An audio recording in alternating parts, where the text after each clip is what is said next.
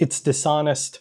Some of the information presented in the 2025 Canadian budget are just dishonest, and I am talking about the following graph.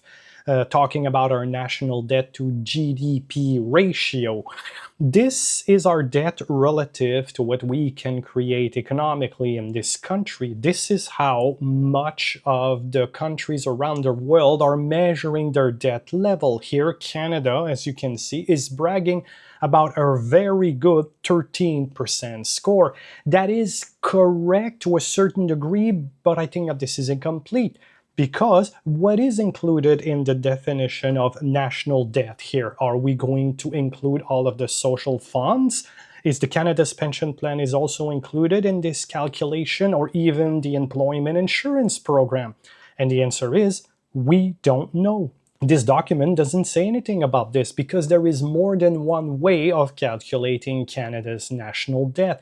However, and this is where the dishonesty is showing, when Canada compares itself to France or Japan, this is where the dishonesty is really showing its ugly face, because Canada is a federation and we are composed of 3 government levels: federal, provincial, and municipal. We are not a single tier state as some of the countries that are shown on that graphic.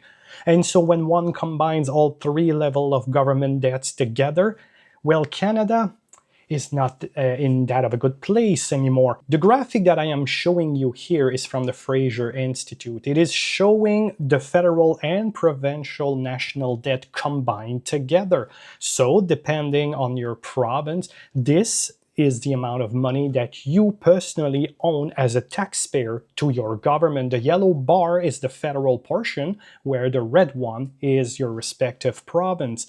And I am not even talking about municipalities in there. So what happens if we decide to gather all 3 of them together? Well, again, according to the Fraser Institute, this is where Canada is getting close to 110% of our GDP. Isn't it funny? We are now getting really close to France in the original graph that I ended up presenting you.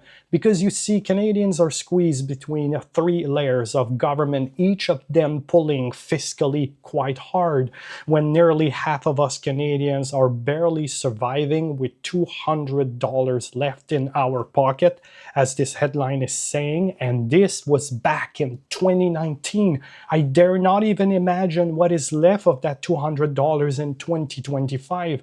And our government is saying that Canada is in a good place, fiscally speaking.